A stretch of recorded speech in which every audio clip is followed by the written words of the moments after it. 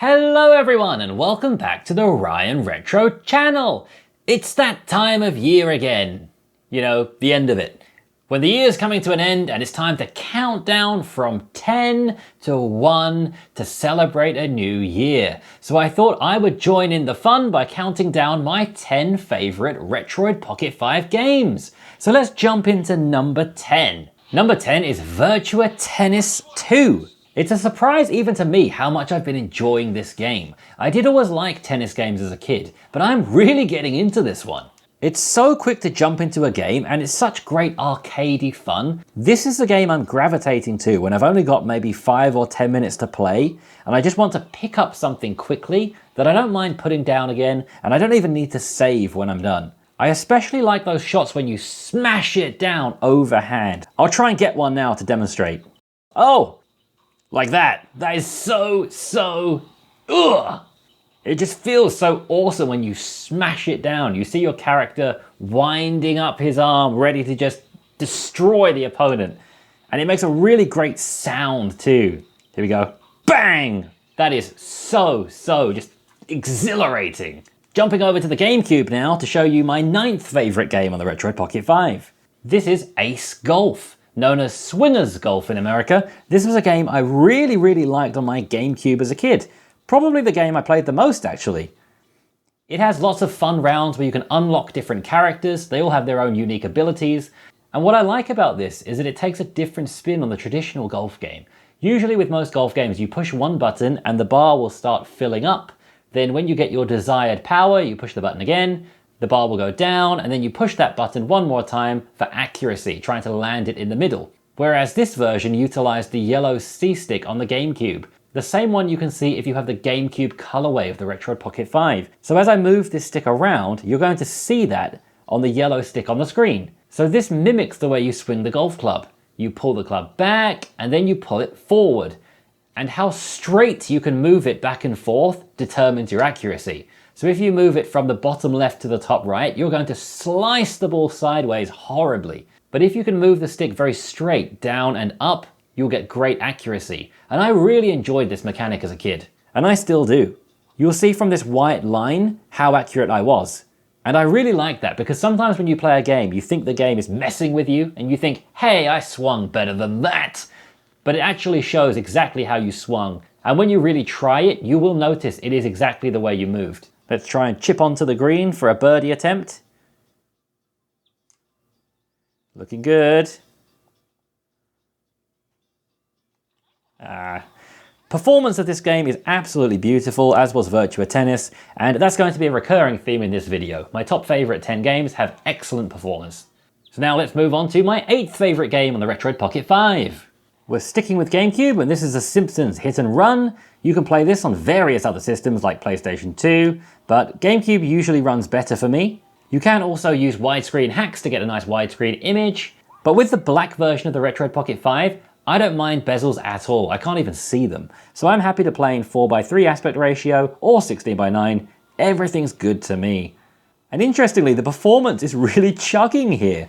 I've played this game quite a lot of times on the Retroid Pocket 5, and one of the reasons I put it in my top 10 is because it performs really well.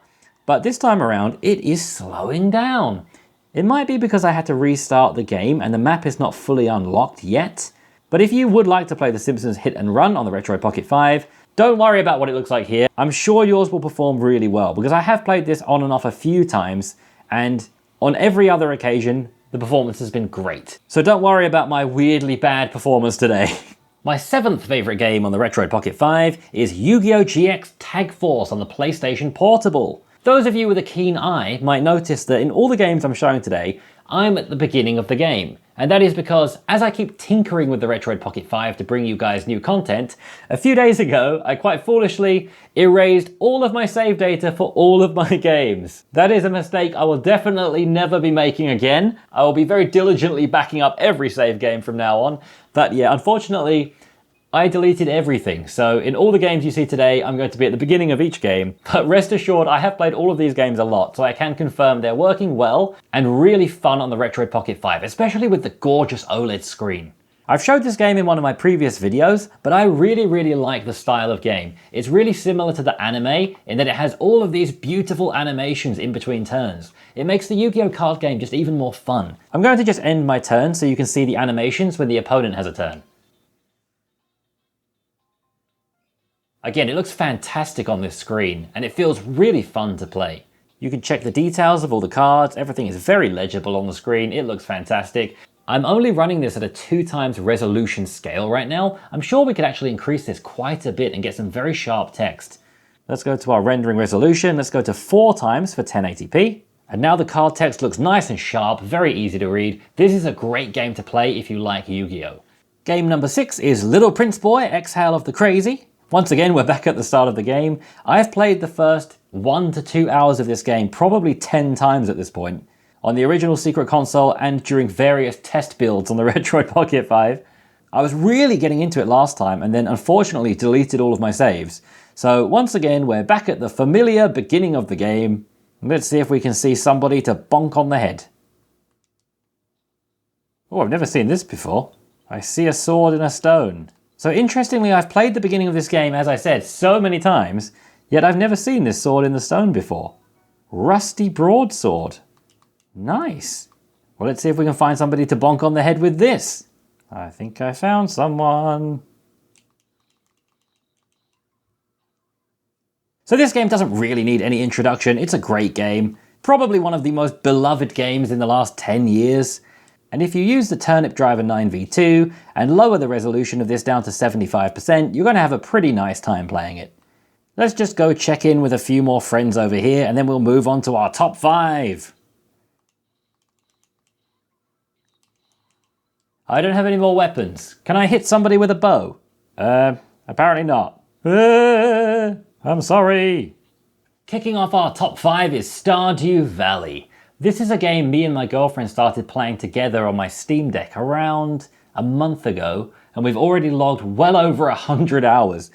It is one of the most addictive games I've probably ever played in my life, and it runs really nicely here on the Retroid Pocket 5 too. Once again, I've unfortunately lost my save file, which is a shame, but everything runs really well here, just as you would expect it to. We even have many different ways of playing it. You can play the Android version. You could probably play the PC version through Portmaster if you use some kind of Linux distribution on here, but I'm just using the Secret Console version, which runs really well, except that it doesn't really work for co-op. If I try and do split screen co-op on here, it often crashes the game. But as long as you're playing solo, it is running perfectly.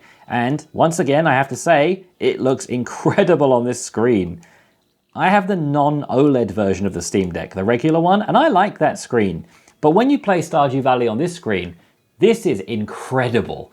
And for a game like Stardew Valley, I think you really want a nice small little device to play it on.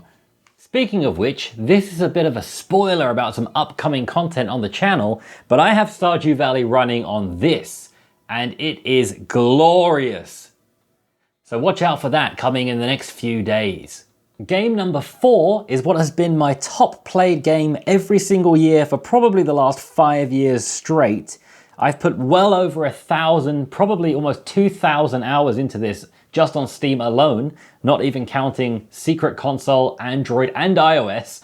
This is Slay the Spire. This is a game that I cannot recommend enough to anybody. It is so fun, so addictive, and even quite cheap to buy. So if you've never played Slay the Spire, treat yourself. It's fantastic. And Slay the Spire 2 is even coming out soon, so that's something to look forward to as well. Slay the Spire runs great on the Retroid Pocket 5, again on the Secret Console, and it's a game you can just play to keep yourself busy for hours. No 2 runs of the game ever feel the same, it always seems different, and even though I've put well over 1,000 hours into the game, I'm not even close to completing the highest Ascension level on all the characters. I've still got loads of work to do. So this is a game, once again, I highly recommend. Slay the Spire, absolute beauty. On the topic of addictive games, where would we be this year without Balatro? A lot of people with Retroid Pocket 5s are having a lot of problems getting this running. And the big problem is that one of the recent updates in the App Store has marked this as incompatible with the Retroid Pocket 5. Hopefully that will be updated soon, but for now you're going to have to grab the APK from somewhere else. So I have other Android devices in my home with Balatro installed, so I managed to extract the APK file from one of those old phones I had lying around and get it onto the Retroid Pocket 5. So this is the Android version of Balatro, and it runs beautifully. It has full controller support, everything works exactly how you'd expect it to. And if I just play a few cards, you'll see everything works exactly how you'd expect it to. It's really smooth, it looks beautiful, it is great, and you can sink hours into this.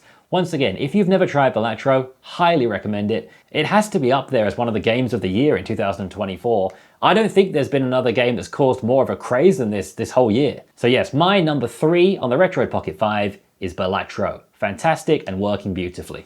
My number 2 is FIFA 18 on the Secret Console. This is the game I've played by far the most on the Retroid Pocket 5 because it runs gloriously and it looks really great. Oh, what a P-roller! I recently travelled from Korea to Scotland and the overall journey was more than 30 hours long. It was a real slog and this game really helped me get through that. I had so many plans to play various single-player campaigns. I thought to myself that I was going to finish lots of titles. I thought I was going to get really far into Exile of the Crazy or maybe complete some games from my childhood. But you know what I did? I played FIFA 18 over and over and over and over again, and I had a brilliant time doing it. Everything just runs so well.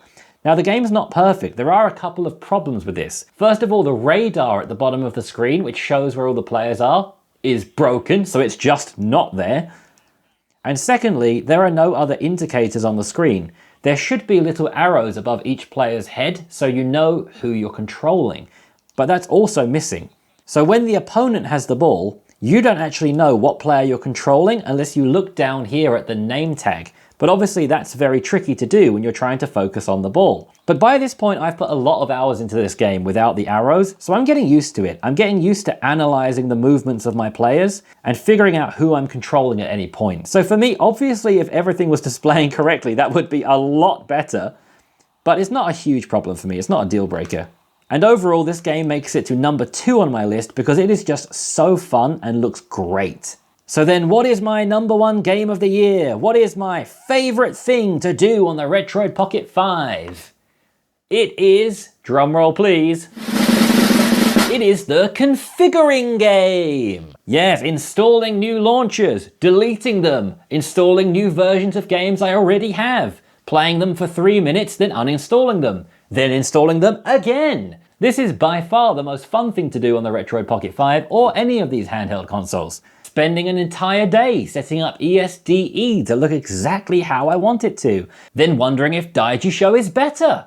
Spending a whole day searching Reddit and YouTube to see how to set up Daijisho. Absolutely loving it, being set for life. But then I read about Beacon. So then I spend a whole day setting up all my games on Beacon as well, scraping the album art, setting it up exactly how I like it. I haven't given a fair chance to the Retroid launcher. Better spend a day setting that up too. Then when we finally get everything set up, the launcher is set, the games are set, it's time to play. But does the game perform better with a RetroArch core or in a standalone emulator? Better test it out. Wow, this game runs perfectly at 60 frames per second with the default built-in GPU driver. Better test 10 turnip drivers anyway. And then when everything's done, you've finally chosen all of your launchers, you've finally chosen all the drivers, you've got all the box art, everything is perfectly set up. You see the announcement for the Retroid Pocket 6. That's how it goes, isn't it? If you love these kinds of devices, setting them up is half the fun, at least for me. Of course, there will be lots of people out there who just want to quickly throw the games on and play them, but for me, I love tinkering and configuring the games. And that's why I've made this channel, to try and show you the best way to set things up and help you guys through all of my mad configuring. So I hope this video was interesting for you. I hope you found some good game recommendations to try out. And thank you all for watching my videos this year. I really sincerely mean that. Thank you so much for watching me since I made my channel on November 1st. It's been a pretty crazy couple of months, and I'm really happy to everyone who's watched and came along and joined in, and I look forward to making many videos for you next year too. Thank you so much for watching. Please subscribe if you haven't already. And if you'd like to pick up your own Retroid Pocket 5, you can go to the official Retroid website using my affiliate link in the description below and buy your own one from the official website of the brand who makes the device. And I will see you again tomorrow. Bye.